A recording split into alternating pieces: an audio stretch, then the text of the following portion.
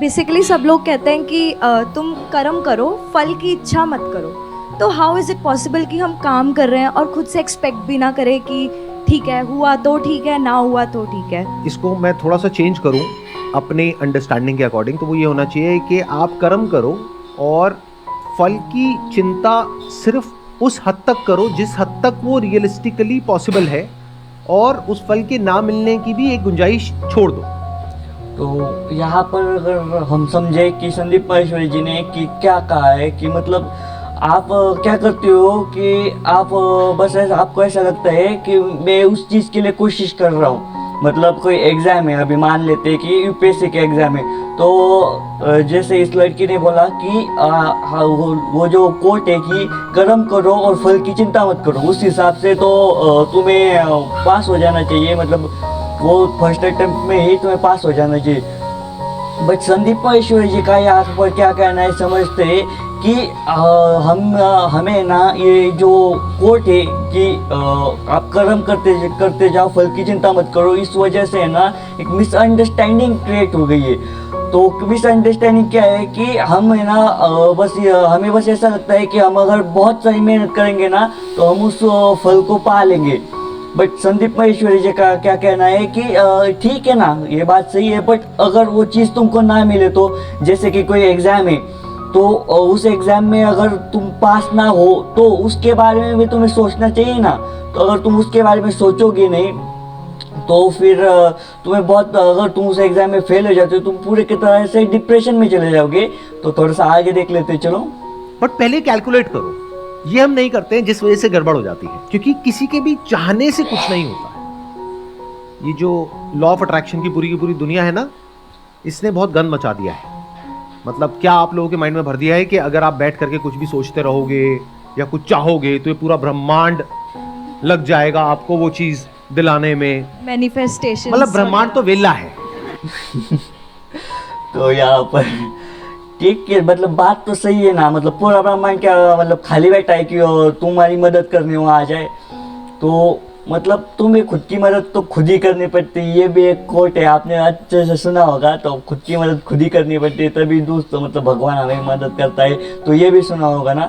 तो मतलब हमें ना किसी के ऊपर डिपेंड भी, किसी के ऊपर भी और किसी बात के ऊपर भी डिपेंड नहीं रहना चाहिए।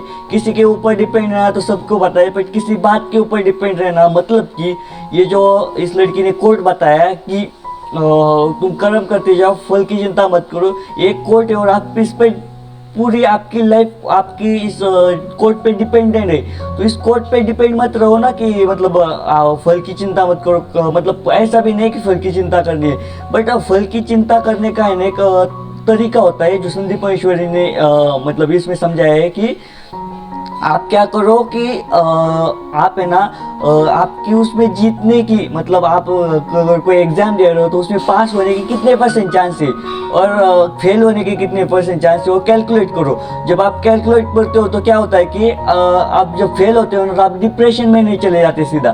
तो आपको पहले से पता होता है कि फेल हो सकता हो, तो आप सीधा डिप्रेशन में चले जाते हैं, आपको कोई एक नया रास्ता मिलता है। तो यही एक चीज़ संदीप महेश्वरी यहाँ पर समझाना चाहते हैं। तो आगे भी देखते चलो। आप ही के लिए काम करेगा, उसके पास में और कोई तो काम धंधा है ही नहीं, सिर्फ आप ही हो, क्योंकि आप चाह रहे हो। और आप हो कौन जो आप चाह रहे हो तो ब्रह्मांड आपके पीछे लग जाए?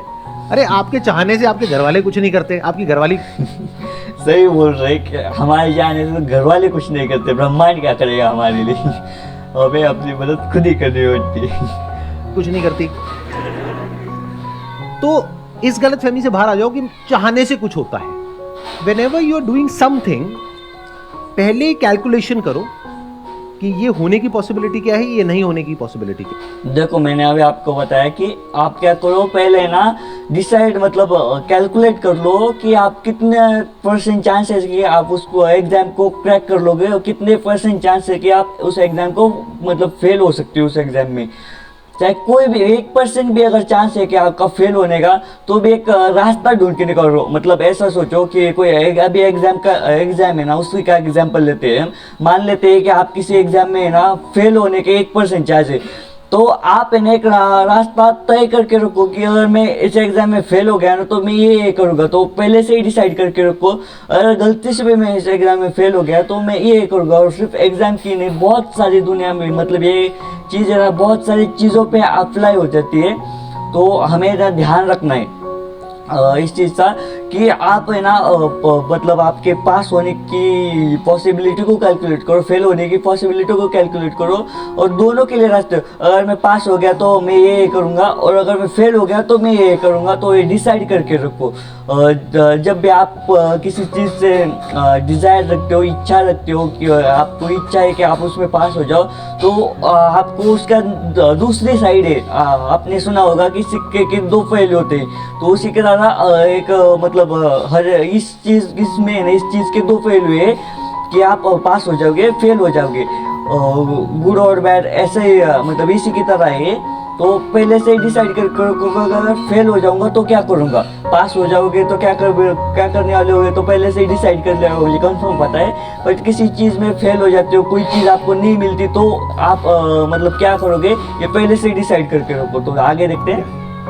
फिर दोनों को कैलकुलेट करके और दोनों को कंसिडर करके कि अगर हो गया तो क्या होगा, नहीं हुआ तो क्या होगा, फिर एक स्टेप उठाओ।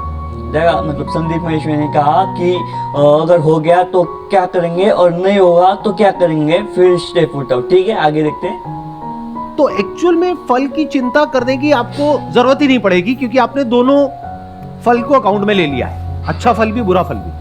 तो संदीप महेश्वरी ने यहाँ पूरे कोर्ट को मतलब अच्छी तरह से एक्सप्लेन कर दिया है कि फल की चिंता करने की फिर जरूरत ही नहीं, मतलब एक कोर्ट अप्लाई ही नहीं होगा फिर, मतलब ऐसा ही कुछ मेरे को जहाँ तक समझ में आया। आपको इसका मतलब क्या समझ में आया, संदीप महेश्वरी ने जो बोला उसका मतलब क्या समझ में आया, कमेंट करके जरूर बताना। तो चलिए आगे देखते हैं।